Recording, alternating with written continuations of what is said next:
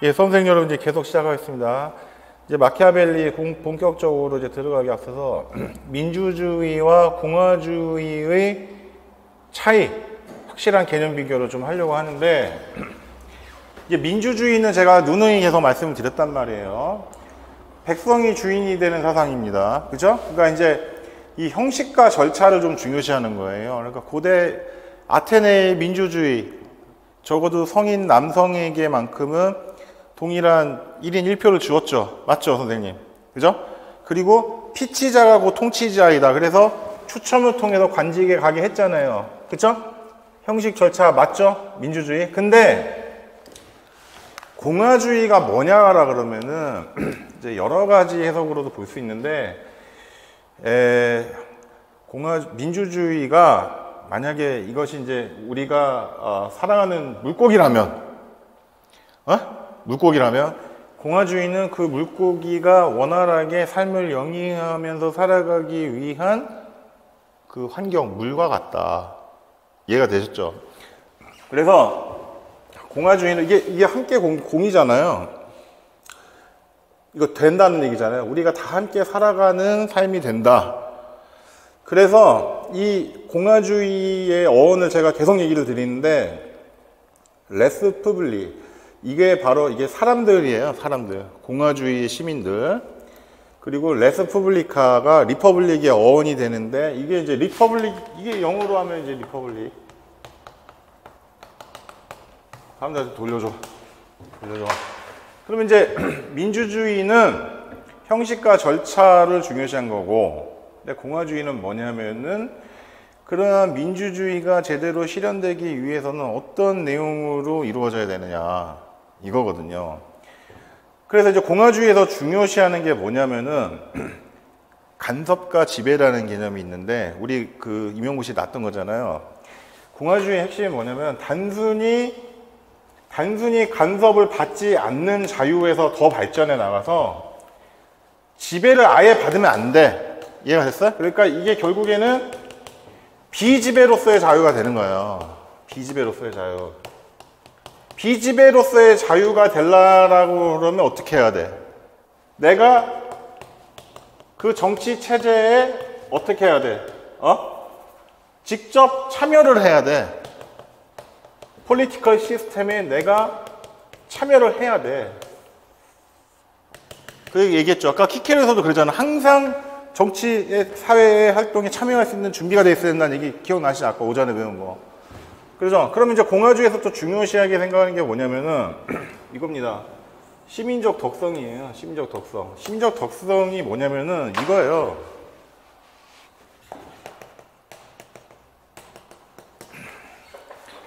이게 나의 개인의 사익이 아니야. 우리 모두의 이익이야. 공공선. 우리 함께 모두 이익이 되는 선. 좋은 것들, 옳은 것들. 이거를 참여하고 이루고자 하는 시민의 인식과 의지를 공공선이라고 하는 거예요. 그거를 갖다가 확장해서 시민적 덕성이라고 합니다. 대표적인 예로 따지면은 이런 게 있는 거예요. 여러 가지 예가 있는데, 우리 뉴스에 보면은 요새 자꾸 뭐 전철 무슨 전장현 시위 그거 그건 빼고, 전철이 이게 플랫폼에 딱 왔는데, 선생님 플랫폼에 왔죠. 이렇게 왔는데 어떤 시민 한 분이 발목이 그 플랫폼하고 전철 사이 발목이 껴가지고 빠져가지고 못 나오잖아. 그 출발한 발목 절단되잖아요. 근데 그 기적이 가끔 발휘가 되죠. 시민들이 다 내리셔가지고 보셨죠? 50명 정도, 100명 가까이 이렇게 밀어가지고 사람 빼내잖아. 그 다음에 교통사고 날 때 보면은 차가 전복이 돼 사람이 다리에 깔렸는데 혼자서는 탈출을 못 하잖아요. 시민들이 갑자기 차에서 내려가지고 어떻게 하셨어? 그 인터넷 찾아보면 나와요. 다 너나 할 것 없이 같이 구조를 해주죠. 그런 모습, 그런 자세, 시민적 덕성의 한 모습에 의해. 아시겠죠? 그리고 포르투나와 비르투가 있는데, 이 개념이 뭐냐면은 이 비르투라는 게 시민적 덕성에서 이제 그쪽으로 발전하는 개념인데, 비르투라는 단어 자체가 영어의 virtue가 돼서 덕이 되거든요. 근데 이 비르투라는 개념이 나오기 전에 마키아벨리 이전에는 포르투나라고 그래가지고 이것도 많이 본 단어 같지 않아? 영어에서 수험생분들 fortune이라는 거 들어봤어요? fortune teller 하면은 점술가잖아. 점성가. 미래를 보는 사람. 그러니까 이게 뭐냐면은 운명이에요, 운명. 포르투나가. 운명. 이해가 됐어요? 그 다음에 행운. 좋게 말하면 행운. fortune teller. 행운을 보는 사람.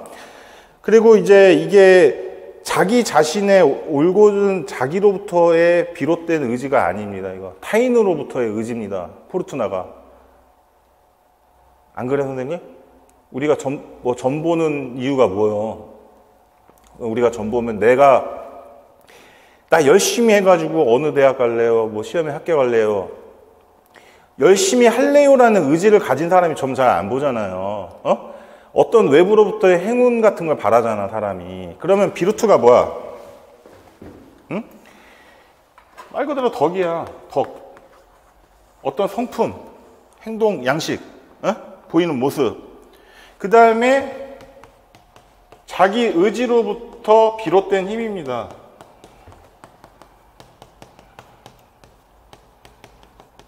이 자기 의지로부터 비롯된 힘 뭐야? 공화주의의 덕성, 내가 열심히 참여하고자 하는 의지. 이 비루트예요. 자, 그래서 이제 마키아벨리의 공화주의 이론에서 이제 나가기 전에 본 거고, 이 사람이 군주론에서 되게 롤모델로 한 사람이 누구냐면 체사레 보르자라는 사람. 이거 혹시 유튜브에서 보신 분 계실지 모르겠는데, 이 사람이 이 이탈리아의 아버지가 알렉산데르 6세 교황이에요. 영어로 팝이라고 하지, 팝. 교황 성하라고도 하는데 팝인데, 저도 가톨릭교도지만은 진짜 어제 우리 신부님 부하 2주차 강론 때도 그러시더라고요. 본인께서도 이때 마틴 루터 종교개혁 때 태어났으면 자기도 개신교 가졌을 거라고. 그 당시에도 그렇게 문제가 있었다고 그러는데, 이때만 해도 성직자들이 공공연하게 자녀를 낳습니다. 공식적으로 결혼은 못해요. 못하는데 정부를 넣어가지고 자녀를 낳는데, 이 사람이 아버지가 되게 교활하면서도 권력에 아주 그냥 탐닉한 인물이고, 그 추기경단에서도 보면은 교황 선출을 콘클라베 하는데 음모와 암투가 엄청났거든. 엄청났는데, 그래서 만장일치 안 되면은 막 가둬놓고 못 나오겠어요. 불 때서 연기 나오면 이제 교황 선출됐다. 거의 막 사람이 추기경들이 죽어나갈 정도로 막 서로 하려고 그래가지고 그냥 몇 달을 끌어도 막 결론이 안 나는 경우가 있었다 그러는데, 로마 교황 선출을 하려고 그러면은 이제 교황을 선출할 수 있는, 지금은 이제 전 세계 추기경들이 다 모여가지고 투표를 하는데 바뀌었습니다. 요한 바오로 2세 때부터 이제 다수결로 이제 바뀌었는데, 만장일치가 아니라 체사레 보르자라는 사람의 이제 로마 교황령의 군 총사령관인데, 아빠가 알렉산드르 6세인데 아빠가 추기경 때 사생아로 이 체사레 보르자가 태어났는데, 이상하게 마키아벨리는 이 사람을 롤모델로 삼았는데 사실은 되게 좋은 사람은 아니었다는 평이 많거든, 영화를 봐도. 왜냐면은, 근데 일단은 이 사람은 잘생겼어요. 되게 잘생겼고, 그리고 왜냐면 엄마가 되게 미인이셨다고 합니다. 미인이셨는데, 스페인계, 이 체사레 보르자하고 이 알렉산드레 6세가 원래 스페인계 이탈리아인인데, 이 6살 때부터 성직에 들어가. 말도 안 되는 건데. 그리고 이 당시에 모든 신부님이 다 그렇게 사생활을 둔 건 아닐 거 아니에요. 그런데 암암리에 인정은 했거든. 인정은 했는데 6살 때부터 뭐 그냥 성직자가 될 수 있는 건 말도 안 되지. 요즘 가톨릭 대학교 나와야 되는데. 그러다가 아주 이례적으로 추기경까지 됩니다. 추기경까지 체사레 보르자 추기경까지 되는데, 교황령을 이제 아버지가 교황이 되니까는 교황령을 지켜야 되는데, 이 나폴리 공화국하고 여기 프랑스 그때 샤를 8세가 왕이 있었는데, 하여튼 굉장히 간섭을 많이 받았어요. 로마 교황권이 무너지던 시대이기 때문에 간신히 버티고 있는데, 그래서 추기경을 그만두고 로마 교황령의 군사령관이 됩니다. 그런데 실질적으로 이 사람이 왜 군주론에서 이 체사레 보르자를 롤모델로 삼았냐면은, 교황령 자체는 종교적인 그런 집단이기 때문에, 맞잖아. 바티칸 시잖아, 지금 치면. 무력이 따로 없었어요. 그래가지고 전 세계에서 주는 헌금으로 운영이 되고 있었는데 스위스 용병 같은 사람들은 이제 그 교황 근위대로 쓴단 말이에요. 쓰는데 그 용병들이 또 말을 안 들어요. 목숨 걸고 싸우겠냐고. 안 싸우지. 그러니까 여기 교황령이 이 피렌체야, 밀라노, 베네치아, 나폴리 여기 막 전쟁에서 막 고래 싸움에 새우등 터진다고 막 그냥 국토가 유린되고 막 이러니까 보르자가 용병들 6명의 두목들을 초대를 해놓고서 술자리를 불러서 술을 먹인 다음에 그날 밤에 다 죽입니다. 딱 죽여.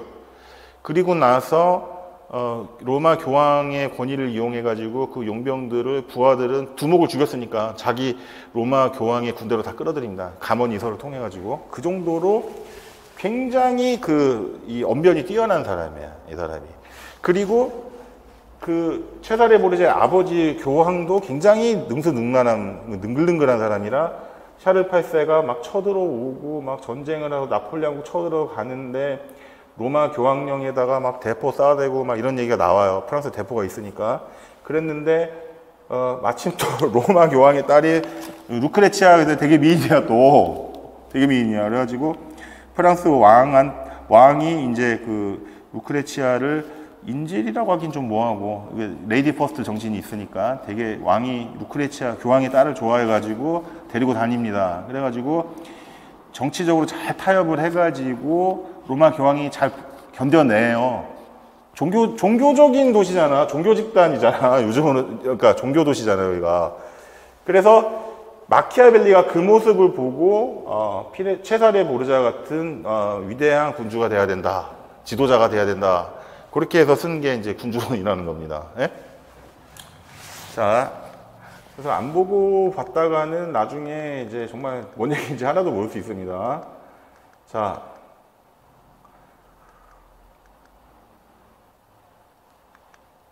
그 다음에 잠깐만요. 우리가 어디까지 있지? 비집의 자유.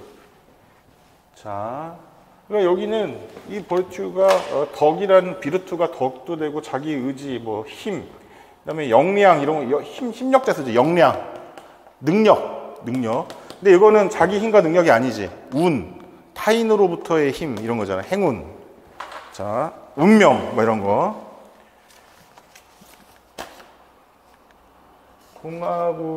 공화주의의 비전인데 키케로가 했던 얘기를 이제 또 나오는데 한번 언급이 되는데 넘어가시고. 자, 공화주의의 형성 과정인데 마르실리우스가 좀 더 전 사람인데 선출제 정부와 인민주권의 중요성에 대해 기술한 마르실리우스는 권력의 충만함을 내세우는 교황 절대주의자들의 주장을 반박하고 교회를 능가하는 세속 통치자의 권위를 확립하려 했다. 법은 인민의 의사가 총회에서 표출되는 것을 통해 모든 인민 또는 인민의 중요한 부분, 입법권에 의해 만들어져야 한다고 주장하였다. 성직자의 권력은 신법을 가르치고 종교적 의식을 집행하는 데 그쳐야 하며 선출된 정부가 통제하는 세속적 정체를 옹호하면서 전통적 교회 권력과 지배적 왕정 개념에 정면 도전했다. 그러니까 이제 마르실리우스가 살았던 중세 말기인데 토마스 아퀴나스가 있고 나서 좀 뒤에 사람인데 이때만 해도 아직까지도 기독교가 그리스도교가 세속을 지배를 하고 있었거든요. 전성기를 달리던 시점인데 이때 공화주의의 개념은 이제 뭐 왕정이랑 싸운다기보다는 교회 권력과 좀 싸우는 개념으로 좀 이해를 한 거예요. 마르실리우스는. 지금도 보시면은 그 종교가 세속을 지배를 하지 않습니까? 이란 신정국가. 근데 터키는 좀 달라요. 그 무스타프 케말 파샤, 그러니까 케말 파샤가 근대 터키 공화국의 설립자이자 국부 초대 대통령인데 우리나라 치면 이승만 같은 사람인데 터키 오스만 투르크가 멸망하고 나서 터키가 지금 서아시아 반도로 쫓겨났지만은 쭈그라들었지만은 이때 이 사람이 서구식으로 개혁을 하면서 종교가 그 세속을 지배하면 안 된다. 그래서 종교가 세속을 지배하면 안 되고 세속이 종교를 지배해야 된다. 그래가지고 헌법에 못을 박아서 터키는 군부가 되게 헌법에서도 굉장히 높은 자리를 차지를 해가지고 이슬람교 국가이긴 하지만은 여성들이 비교적 얼굴도 드러내고 다니고 이걸 쓰긴 쓰는데 이거를 저기 차도르처럼 막 완전히 가리고 있는 게 아니라 사우디 차도르 같이 눈만 내는 게 아니고 부르카처럼 저기 아프가니스탄처럼 막 가면 얼굴 망사 쓰는 것도 아닌데 여기 스카프처럼 하고 있죠. 근데 터키 같은 경우는 그래서 이슬람교가 조금 나서려고 그러면 군대가 쿠데타를 켜가지고 종교를 제압해 버렸어요. 근데 최근에 역전돼 버렸어요. 그 에르도안 대통령이 친종교적인 인물이라서 오히려 세속적인 그 군부가 역쿠데타, 친위쿠데타를 일으켜가지고 군인들 몇천 명, 몇만 명을 싹 잡아들여가지고 약간 좀 이상한 쪽으로 지금 나가고 있습니다. 자, 이게 보시면은 이제 어쨌든 공화주의가 마르실리우스 때부터 이제 시작을 하는데 근대 공화주의가 인민의 의사는 한 사람에 의한 통치나 소수에 의한 통치보다 훨씬 공공의 이익을 보장해 준다. 당연한 거지. 특정인 세력이나 왕이나 왕족이나 귀족이 다스리게 되면 아무래도 자기들에게 이득이 되는 일밖에 하지 않거든. 걔네들은. 다수에 의해 만들어진 법은 다른 형태의 통치자들에 의해 만들어진 법보다 뛰어나고 우수하며 또한 지켜질 가능성이 크다. 당연하지. 그러니까 현대국가에서도 지금 저번에도 얘기했지만은 비례대표 해가지고 직능대표 많이 뽑는다는 얘기고, 다수에 의해 만들어진 법이 더 우수한 이유는 개인들이 자신의 견해나 목적을 다른 사람의 그것에 비추어 공개적으로 검증할 경우 자신의 것을 수정하거나 타인에 맞추어 조정해야 되기 때문이다. 그렇게 하기 때문인데 이게 꼭 그러느냐? 요즘에도 보니까 막 검찰 수사권 때문에 다수당이 뭐 그냥 뭐 지금 현 당선자 분께서 또 이거 안 된다 해서 국회의장 합의한 거 그냥 지금 뭐 오늘 아침 뉴스 보니까 파기한다 막 난리가 났는데 어떻게 될지 모르겠습니다. 자, 그 다음에 4번. 공통적인 법의 유용성은 전체 다수에 의해 잘 파악된다. 어느 누구도 고의로 자신을 해치지 않기 때문이다. 그 공화주의에서 또 굉장히 중요한 게 법치에 의한 다스림이거든요. 법에 의한 다스림. 그냥 법치죠. 자, 법을 만드는 권한은 오직 한 사람에 있어서만 안 된다. 왜냐하면 그 한 사람은 무지나 악 또는 이 둘 무지나 악 모두에 의해 공동체의 이익보다도 자신의 사적인 이익을 목표로 하여 악법을 만들 수 있고, 당연한 거 아니겠냐고. 예전에 국회의원들 아시죠? 한 번만 해도 저기 평생 그 연금 막 난리 났었잖아. 그래서 폐지했잖아. 그죠? 그리고 요즘에도 말이 많죠. 국회의원들이 입법을 하는데 뭐 수사권 조정 폐지 얘기 막 나오는 와중에 제 얘기가 아니라 언론 뉴스 보도 이런 걸 보면은 아니 그러니까 여당은 검찰 수사권 폐지하자 그러고 야당은 거기에 반대했는데 결국에는 막 합의를 보고 이걸 갖다 또 뭐라고 비판하냐면은 어차피 여당 야당 다 똑같아. 니네들한테 피해 안 받게 하려는 거 아니야? 라고 막 하잖아요, 지금. 자, 왜냐하면 과두제에서 볼 수 있듯이 그들 역시 공동이익을 위해서가 아니라 일정한 소수의 이익을 위해 법을 만드는 것을 할 수 있기 때문이다. 따라서 법을 만드는 권한은 시민 전체나 시민의 좀 더 중요한 부분에 속해야 된다. 왜냐하면 시민 모두가 법에 의해 정당하게 규제되어야 하고 또한 누구도 고의로 스스로를 해치거나 부당한 조치를 원하지 않는 것이기에 그 결과 모두 대부분은 시민의 공동이익에 이바지하는 법을 원하게 될 것이기 때문이다. 자, 이게 마르실리우스 공화주의 이론이다. 마키아벨리 나오기 전에 이론적인 형성이 토대가 되는 거예요. 자, 여기 있는 내용을 좀 이렇게 좀 보시기 바라고요. 시민이란 시민 공동체에 참여하는 자. 키케르 때부터 계속 나오죠. 그 다음에 정부에 참여하거나 정치 체제의 수의, 이게 또 수기민주주의로 나가는데, 이게 충분한 토론, 또는 사법 기능에 참여하는 자이다. 이건 이제 미국에서는 이제 사법 기능까지 가잖아요. 국민 참여 배심 하잖아요. 배심원단. 시민권이란 공공선의 실현을 지향하는 공동의 일에 관여하는 수단이며, 정치 참여는 공공선을 달성하기 위한 필수 매개물이다. 공공선을 실현하려고 하는 의지, 인식, 공공선, 그게 시민적 덕성이야. 공화주의의 핵심이야. 정치 참여는 공공선을 달성하기 위한 필수 매개물이야. 계속 나옵니다. 국가 개념의 탄생인데 지금 이거는 민주주의 모델에서는 안 돼. 이거는 그냥 보고 넘어가시고, 이건 제가 좀 여러분들 이해하기 좀 편하시라고. 근대 국가 개념은 프랑스 때부터 나왔어요. 나폴레옹이 이제 프랑스 자유평등 박애 혁명 있잖아요. 그리고서 왕을 쫓아내고 나서 왕이 중심이 되는 왕정국가 체제가 아니라 인민이 중심이 되는 공화국을 만들었잖아, 프랑스가. 영국은 공화국이 크로멜 때 잠깐 호국경이 나오긴 했지만은, 그러니까는 유럽이 난리가 나가. 선생님, 왜 프랑스 나폴레옹이 쫓겨났습니까? 프랑스가 너무 강대해지는데 혁명 이념이 전파가 되니까 옆에 있는 나라들이, 특히 프로이센하고 오스트리아는 가만히 있을 수가 없죠. 그래가지고 오스트리아의 재상인 그 총리인 누구야, 로베스피에르부터 해가지고 프로이센 막 죽이려고 그냥 달려들잖아요. 거기다가 영국까지 달려들잖아. 영국까지. 제가 알기로 처음에 나폴레옹이 자기 동생인가를 스페인의 왕으로도 임명을 시켰던가? 제가 기억으로 그래요. 자, 마키아벨리의 공동체 관점인데,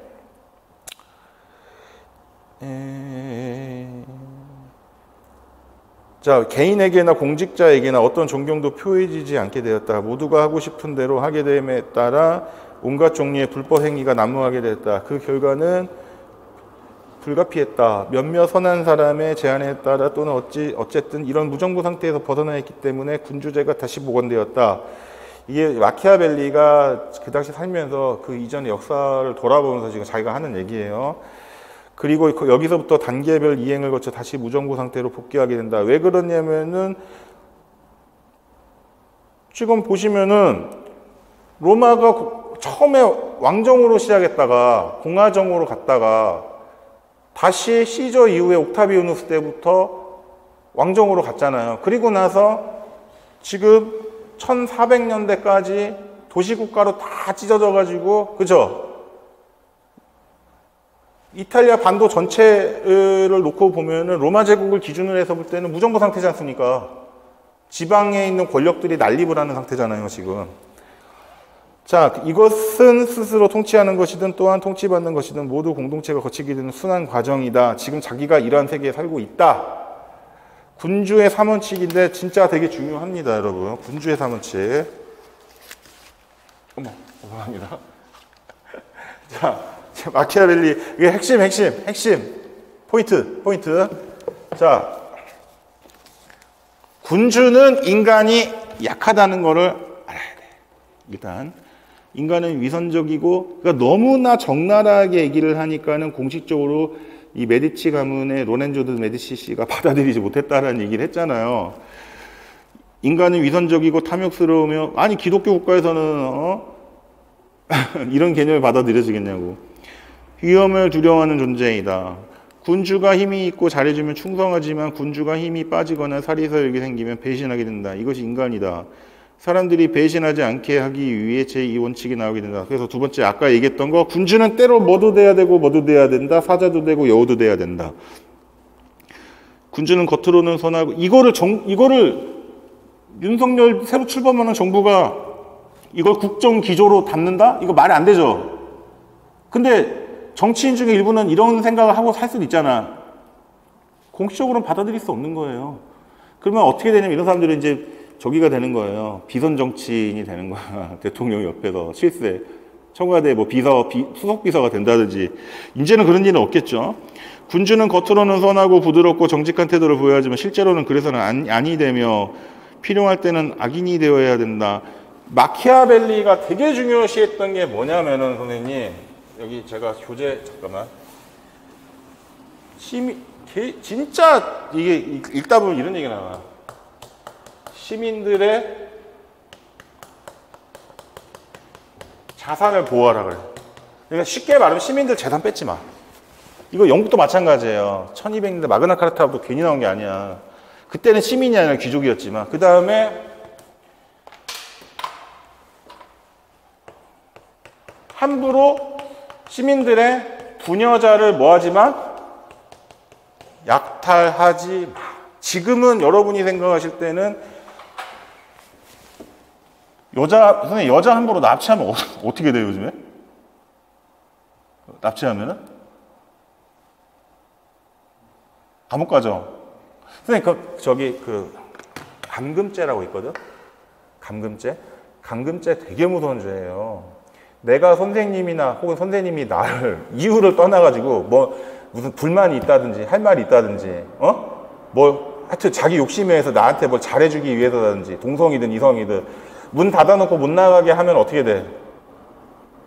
감금죄 걸려. 그럼 진짜 징역 나와. 합의 안 하면, 잘못하면.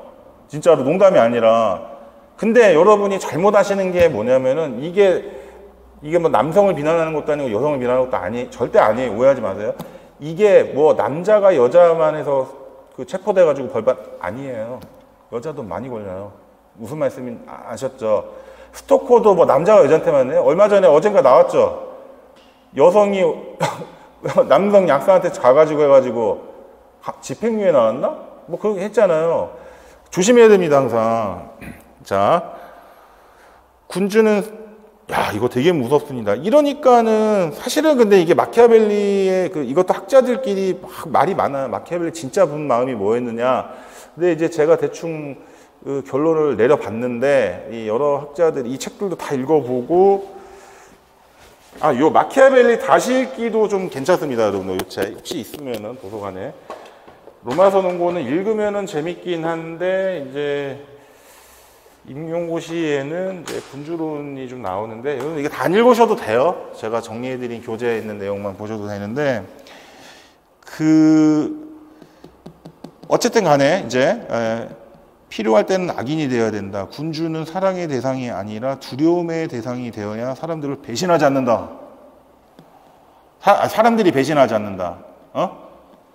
인간은 두려움을 느끼는 사람을 해칠 때보다 사랑을 베푸는 자를 해칠 때 덜 주저한다. 그러니까 이런 말 아시죠? 호의가 반복되면 당연한 것으로 생각한다 그러잖아. 그런 거 있어요. 여성분들, 남성분들 또 동성한테 대할 때 다 똑같아. 내가 좀 배려를 해줬더니 어느 날 안 해주니까 막 화내고 있어. 당연히 지가 하는 건데. 자, 세 번째. 되게 무서운 말입니다. 군주는 힘이 없으면 죽는다. 사람들을 말로 설득하는 일은 쉽지만 설득된 상태를 유지하는 일은 어렵다. 말이 통하지 않을 때는 힘으로 믿게 해야 되는데 군주는 힘이 없으면 지지를 얻을 수 없고 결국 배신나갈 수밖에 없다. 너무나 당연한 얘기인데 이런 얘기를 젊은 30 정도도 제대로 안 된 마키아벨리가 도시국가 지도자한테 가가지고 이렇게 하시오라고 하면은 따르겠냐고요. 이 건방지게 젊은 놈이 지금 뭐라고 떠드는 거야 이러지. 사회에서는 선생님 지금 말하면은 사회 특히 정치인들이라든지 사업하시는 분들 세계에서는 40살만 돼도 많은 나이 같아요, 적은 나이 같아요? 적은 나이에요. 무시당해. 아직도. 자, 그래서 이제 군주의 3원칙 얘기하면서 정치는 도덕과 종교로부터 분리되어 이거는 뭐 뻔한 얘기고 죄송합니다. 군주가 도덕적이라고 해서 꼭 도덕적인 나라가 되는 것은 아니다. 도덕적으로 선한 군주가 좋은 군주가 아니라 이거 핵심. 여러분 이거 핵심. 도덕적으로 선한 군주가 좋은 군주가 아니고 더 강한 나라를 만들 수 있는 군주가 좋은 군주이다. 오케이? 약육 강식의 세계니까 군주는 더 큰 선, 더 강한 국가를 만들기 위해 사소한 악은 저지를 수 있다. 이거를 누가 이용했다고 아까? 히틀러, 무솔리니, 돌격대 보내가지고 게시타프 보내가지고 나치, SS 친위대 보내서 싹 죽이잖아 반대파들. 이거 말이 안 되는 거예요. 이거 지금 아돌프 아이만. 마키아벨리의 공화주의. 김경희 선생님. 마키아벨리의 공화주의. 김경희 선생님을 이렇게 보면은 이 책에 나오는 얘기인데 되게 정말 대단하십니다. 그리고 실제로도 대담 프로에게 뵈면은 상당히 똑부러지게 말씀을 잘하셔요. 정말. 그래서 저는 이런 분들 되게 좋아합니다. 그리고 그 당시 시대적 상황을 너무 잘 설명해 주셔. 그래서 저는 제가 다른 과목도 많이 듣거든요. 뭐 사회문화도 듣고, 정치경제도 듣고, 심지어 저런 것도 듣습니다. 우주천문 채널 같은 거 되게 많이 봐. 어제도 그거 보다 잤는데, 아들이 저 이상해요. 아빠 무슨 과학자야? 뭐 얘기하는데, 저는 개인적인 거지만은, 공리, 공론, 사변, 담론 하는 거 별로 안 좋아해요. 실제적으로 그러면은 구체적으로 물어보면 대답도 못 해. 자. 마키아벨리의 공화주의는 갈등의 최적화를 통해 공동체 내부의 힘을 최대로, 이거는 그냥 좀 약간 좀 철학적인 개념이긴 한데, 최대로 모아내고자 하는 활력, 그러니까 그런 어떤 생명력, 힘, 공화국이라고 할 수 있다. 당연하죠. 왜냐하면 그 도시국가에서 이런 세계에서 어떻게 살아남습니까? 마키아벨리는 정치 공동체를 신체, 우리 몸에 비유하는데 정치 공동체도 생로병사의 과정을 겪는다. 모든 생명체가 그러하듯 탄생과 성장이 초기에는 건강하고 좋은 상태를 맞이하고 성장을 지속해 나간다. 당연한 것입니다. 그러나 성장이 정점에 이르고 나서는 쇠퇴기를 겪게 되고 마지막에는 몰락하게 된다. 로마 공화국 망하는 거 봤잖아요. 제정으로 갔다가.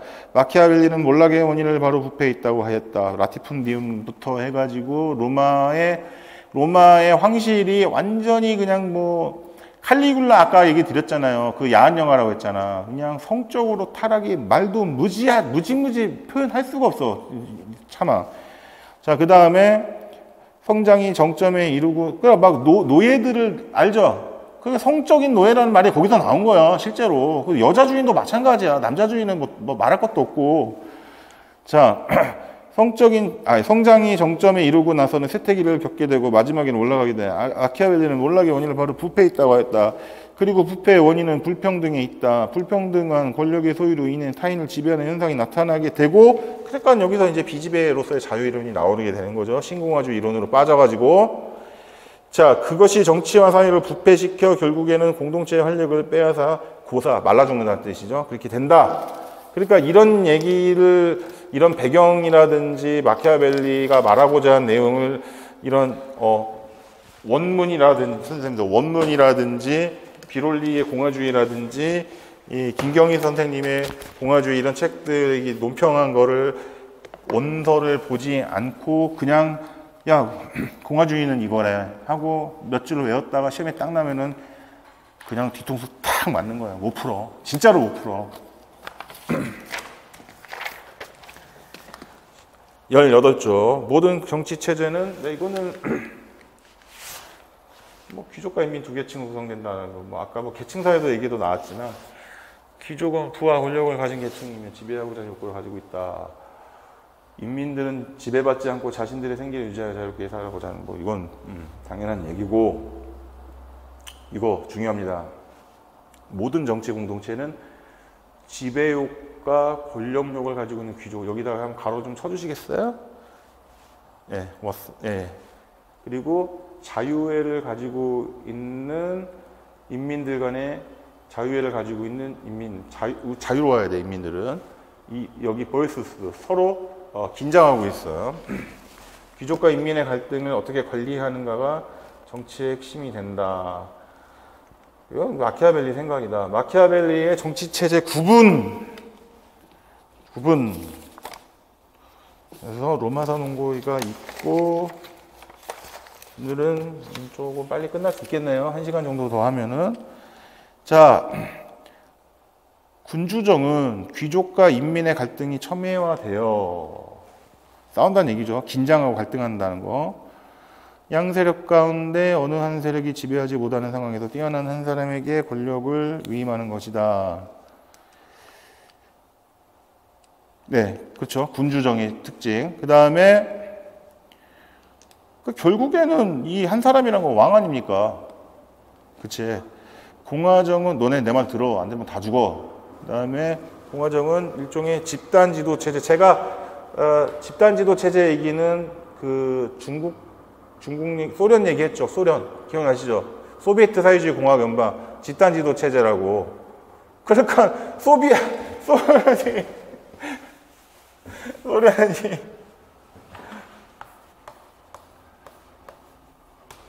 유니언 이거 또 쓰네. 소셜 소비에트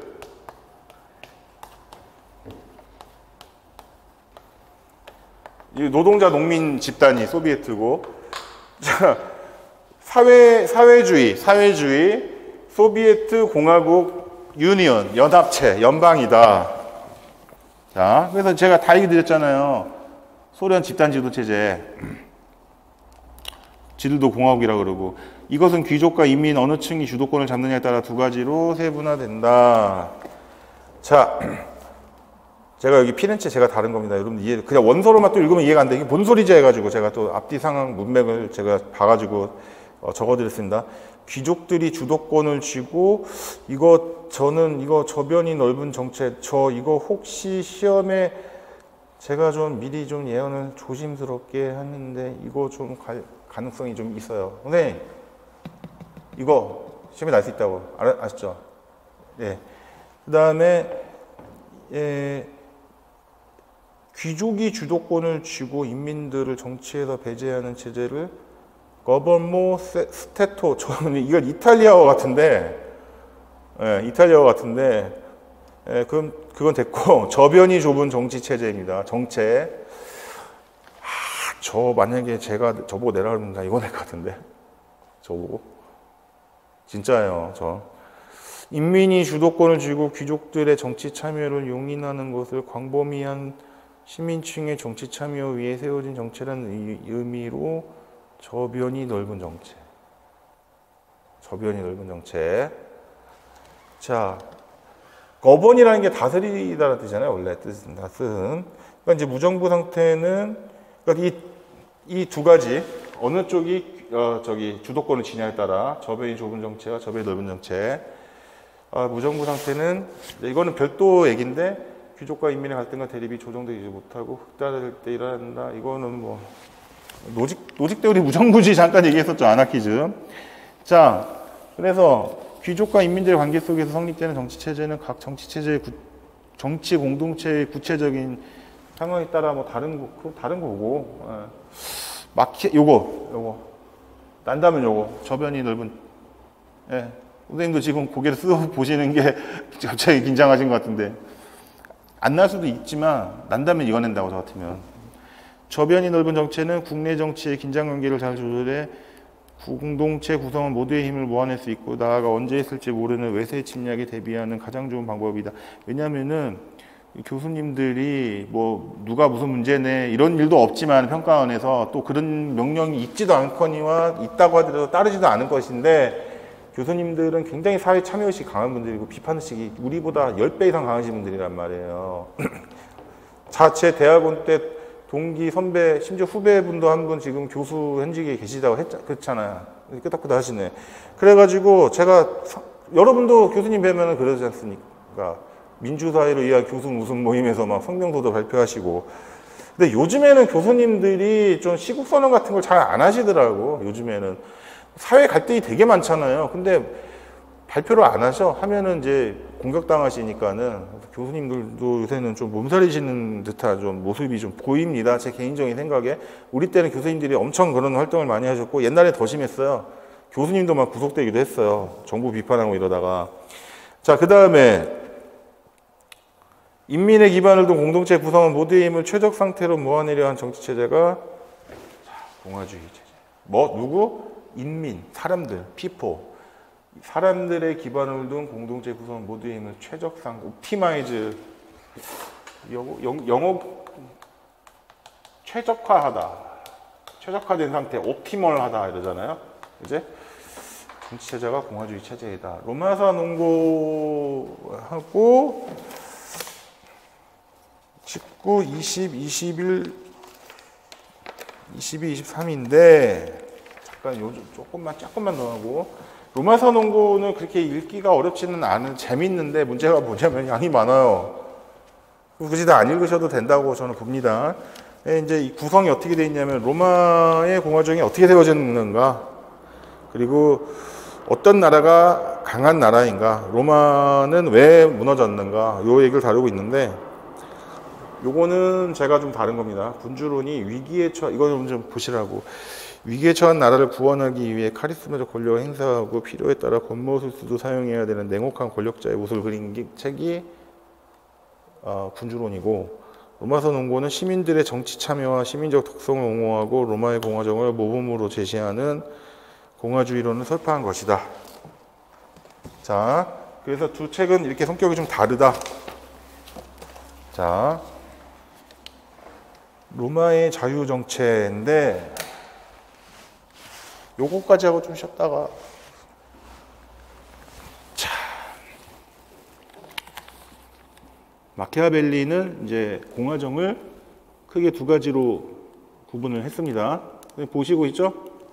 좀 졸리신 것 같은데. 네. 하나는 인민을 기반으로 한 로마였고, 다른 하나는 귀족에 의지한 스파르타와 베네치아이다. 베네치아 사람들이 들으면 되게 기분 나쁘겠지. 이탈리아 지금도 도시끼리 상당히 기분 안 좋아요. 굉장히 라이벌을, 독일도 그래요. 선생님 알죠? 그래서 독일 사람들이 보면은 바이에른 뮌헨 있잖아요. 베를린도 있고. 그런데 물어보면 바이에른 사람 보고 너 어디 나라 사람이야 이러잖아. 그러면은 바이에른, 독일에 혹시 다녀오신 분들이 알 텐데 너 어느 나라 사람이야 이러면 독일 사람들은 뭐라 하냐면 나는 바이에른 사람입니다 그래. 진짜로. 프랑스 사람들은 영어로 물어보면은 뻔히 알아들어야 돼. Excuse me 하고 딱 물어보면은 뭐라고 물어보면은 I'm sorry, I'm French 이러고 딱 끝내버려. 기분 나쁘다고 걔네들은. 요즘에는 좀 달라졌다고 하는데 인민의 기반을 둔 공화정은 민주정과는 다른 의미를 지닌다. 마키아벨리는 로마서 농구를 통해 아테네 민주정을 비판하였다. 아테네는 군주제적 요소나 귀족제적 요소를 민주제적 요소와 결합하지 않기 때문에 실패하였다. 키케로 때부터 얘기를 하잖아요. 그제? 그러니까 중구난방이 돼. 방종으로 빠져 사람들이. 그러니까는 나중에 어떻게 됩니까? 그냥 펠로폰네소스 동맹군한테 델로스 동맹군이 무너져가지고 아테네 완전히 박살 나버리잖아요. 어? 그래서 그 당시에 저기 활동하던 사람이 누구야? 소크라테스잖아. 얘기 다 드렸잖아요, 제가. 마키아벨리는 단일 권력이 세속 권력을 독점하는 순수 정체를 비판한다. 왜냐하면은 직접 민주주의, 근데 스위스는 잘 지금 운영이 되고 있는 나라 같은데, 스위스는 국가 자체가 인구도 적고, 문화적으로나 지리적으로 독특한 나라지 않습니까? 마키아벨리가 말한 인민의 기반한 공화정은 리퍼블리카는 인민을 지배자로 만드는 것이 아니라 인민을 참여시키는 거예요. 이제 아셨죠? 민주주의만 따지고 보면은 피치자가 곧 통치자이잖아. 민주, 백성이 주인. 근데 공화주의는 그게 아니고 참여를 시키는 거야. 참여를. 자, 방법론적인 의미예요. 방법론적인 의미. 자, 그럼으로써 많은 자원과 권력을 통해 지배욕을 표출하는 귀족층을 제어하는 체제이다. 자, 귀족 정도 아니야, 이거는. 그러니까 귀족층도 좀 제어를 해야 되고, 그러니까 민주주의, 직접 민주주의처럼 인민들을 그냥 막 와가지고 모든 법안마다 통과를 시켜서 그거에 따라 하게 하면은 로마 꼴이 난다, 이거 로마 꼴이. 독재자들이 막 이용해먹고. 로마에서는 민회가 구성되어, 지금 말한 거, 인민의 의사를 전달할 통로가 마련되어 있었고, 호민관을 통해, 호민관이 굉장히 힘이 막강했는데, 호르텐시우스법 때문에 생긴 건데, 호민관이 사실은 그 시민들, 그러니까 평민들이죠. 귀족이 아닌 평민들의 이익을 보호하기 위해서 생긴 제도인데, 호민관은 실제로는 선출되는 사람들은 대부분이 저기였어요. 귀족들.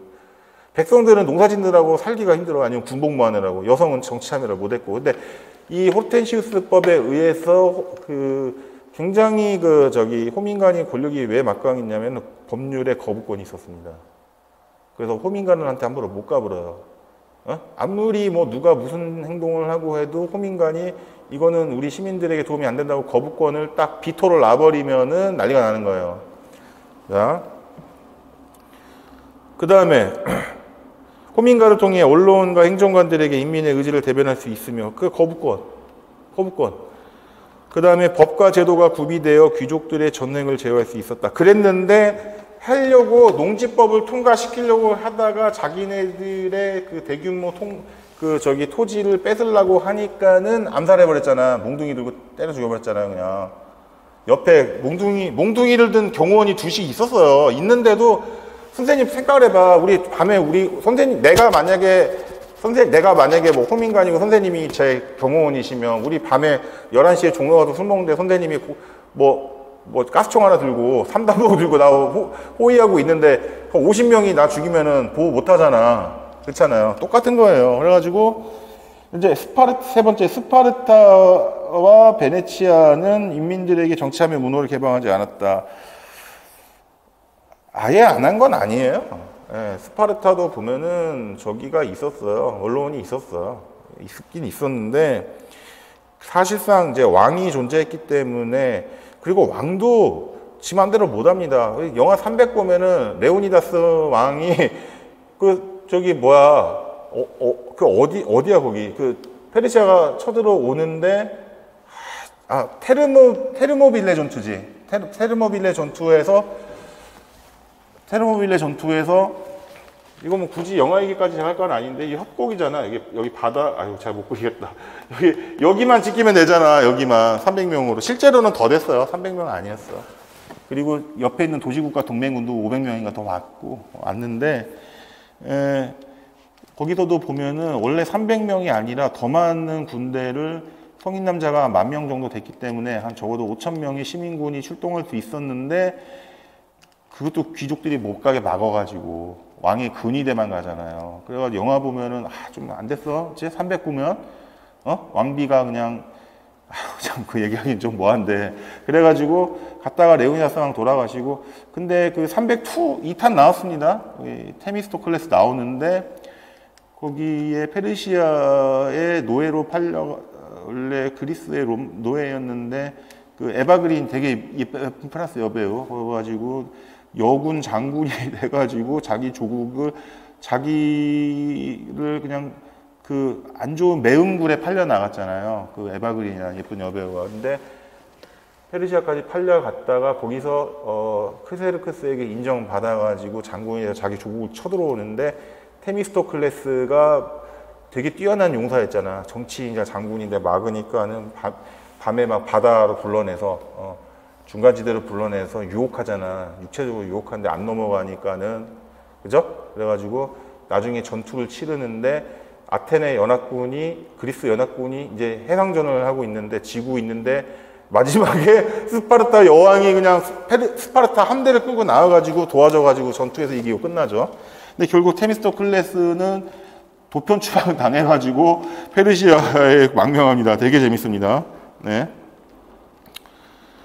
자, 이게 보시면은 이제 20쪽으로 가시는데, 20쪽, 21쪽, 22쪽, 23쪽인데, 23쪽이 끝이군요. 끝인데, 20쪽에 1, 2, 3, 4를 좀 보면은 좀 쉴 건데, 공화정은 필연적 팽창에는 다 유연하게 대처할 수 없다. 이게 선생님 이거예요. 로마 시저가 갈리아 정보라고, 이집트 정보라 해가지고, 그러니까 그 제정으로 넘어가버려. 황제가 다스려. 왜냐면 그 넓은 국토와 그 많은 인구를 다스리기 위해서는, 로마가 도시국가일 때는 이게 민주주의가 가능했는데 안 된다고요. 공화정이 가능했는데, 참여민주주의가 가능했는데 공화정이. 필연적 팽창의 다수의 국가들 사이에서 자국의 이익을 추구하기 위한 경쟁은 대립 갈등을 낳고, 결국 전쟁은 이거. 자, 제국이 뭐야? 선생님, 제국이 뭐야? Empire. 황제는 Emperor. 제국이 뭐야? 제국. 여러 가지 의미가, 황제가 다스린 나라잖아요. 근데 이제 황제가 다스리긴 하는데, 이거는 여러 나라들이 합쳐진 나라를 제국이라는 거예요. 아시겠죠? 제국. 황제가 다스리긴 해. 여러 나라들이 있어. 대영 제국. 대영 제국만 해도 기본이 지금도 4개가 있잖아. 잉글랜드, 스코틀랜드, 웨일즈, 북아일랜드. 자, 그 다음에 필연적 팽창에 유연하게 대처하고 특정 세력의 권력 독점에서 나타날 수 있는 국내 정치의 부패를 막을 수가 있는 것은 인민에 기반한 공화정이었는데, 시저가 암살되고 나서 2차 삼두 정치, 안토니우스, 옥타비우스, 레피두스가 집권을 하면서 무너져 버렸죠. 그리고 1800년대 갈 때까지 이탈리아가 통일을 못합니다. 그 다음에 인민의 정치 참여를 보장하여 귀족들의 지배욕을 제어하는 공화정의 중심에는 자유가 있다. 이거는 뭐 너무 원론적인 얘기고요. 조금 쉬었다가, 선생님 우리 쉬었다가 20쪽이 11번 자유를 지키기 위한 원칙부터 해서 마무리 짓도록 하겠습니다. 고생하고 계십니다.